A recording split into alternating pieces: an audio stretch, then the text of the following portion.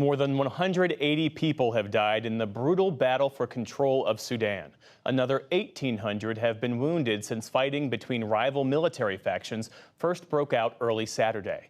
The two sides are now digging in, shattering hopes that Sudan could achieve a peaceful transition to democracy.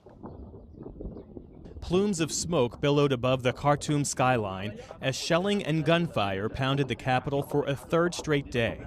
The deadly struggle for power between rival military factions rages on.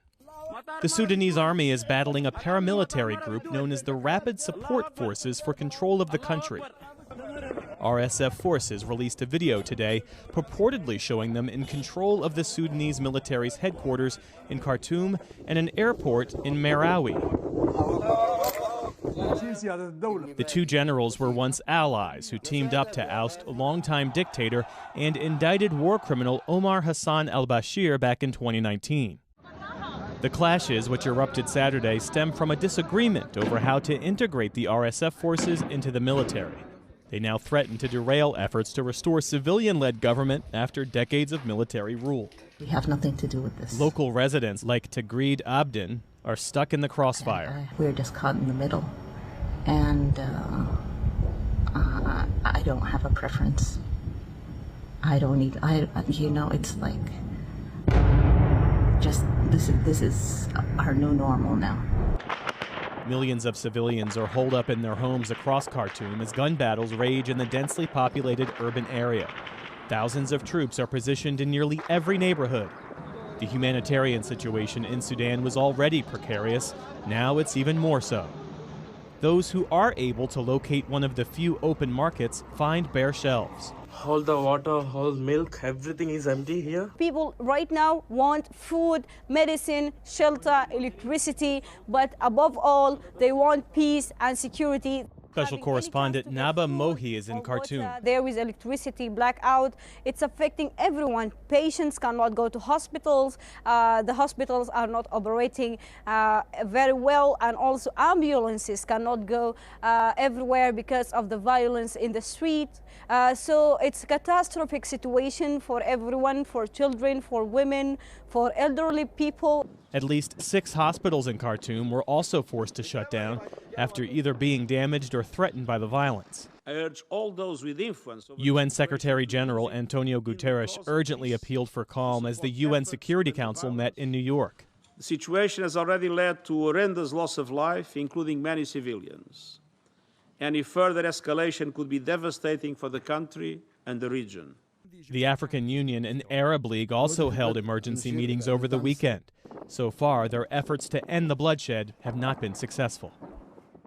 For more on what has caused this upheaval and the prospects for ending the violence, we turn to Khulud Khair. She's a Sudanese policy and political analyst and is also the founding director of the Confluence Advisory, a Sudan-based policy think tank.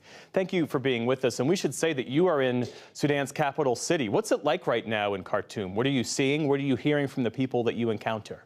Well, there's a pretty constant soundtrack of different types of firepower and different types of gunfire. We're hearing from sort of small arms, small bullets, to heavy artillery, and even sort of bombs being dropped from planes. And this is the 3rd day running. So it's getting pretty desperate. We're hearing a lot from people who feel stranded. They haven't had electricity for some of them more than 36 hours. They're not able to access medicine or hospital care. And of course, we've heard of a large number of casualties and fatalities as well. Help us understand how we got to this point, mounting tensions between Sudan's 2 most powerful generals, each backed by a formidable force, all of this boiling over into an open conflict. At the heart of it, it's a contest for power. Both of these generals were on pretty friendly terms until very recently. In fact, they staged a coup together in October of 2021. But recently, their differences superseded their mutual desire to avoid accountability and to avoid having to reform their forces. And that pretty much happened around the time of a framework agreement December of last year. So over the past 4 months, we've been seeing this ratcheting up of tensions between them. They've brought in troops from all over the country into Khartoum. There's been lots of bellicose language from both of them. And in the end, one of them had to commit fully to an agreement which he didn't want to. And this precipitated this sort of exchange of firepower. Return to civilian rule was supposed to mark a new era in Sudan. How does this deadly violence affect that goal? Yeah, ironically, the very thing that the generals wanted to avoid, which is security sector reform of the ways in which they run their troops and their institutions, as well as accountability for crimes, particularly those committed on civilians. Those are the very things now that will be front and center after this confrontation in Khartoum. And that's because, in many ways, people are shocked and dismayed at how this political contest, which has always been fought in other parts of the country, is now being fought bang smack in the middle of the capital. U.S. Secretary of State Tony Blinken is calling for an immediate end to the hostilities in Sudan. He says he spoke with top diplomats from Saudi Arabia and the United Arab Emirates, two countries that have considerable interests in Sudan. What more can the international community do here? It's imperative that these countries don't just use their influence on the generals, but more importantly, their leverage. Countries in the sort of region around Sudan, particularly Egypt, Saudi Arabia, and the UAE, have considerable leverage over these generals, and that's what they should deploy to get them to at least commit to a ceasefire in the immediate term. I think we have to question to what extent the international community, which has for quite a few months backed this very unpopular deal that essentially allowed the generals to feel that they could have this kind of all-out war, or at least partially contributed to it. They have to question and rethink the way in which they engage with these generals, whom they have framed as reformers. And very clearly, anyone sitting in Khartoum or indeed Darfur today will tell you that these are not reformers, and they are very self-interested parties who want absolute power, and they should be treated as such in any future mediation. On that point, is there any resolution in sight?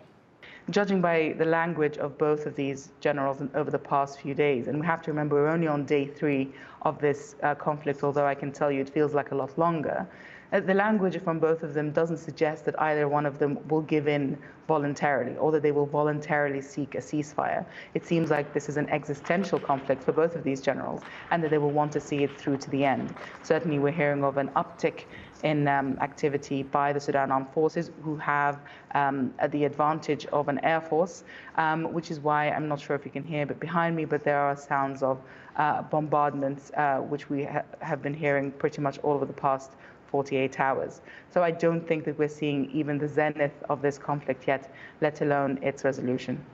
Khulud Khair joining us tonight from Sudan's capital city, Khartoum. Thank you for being with us. Thank you.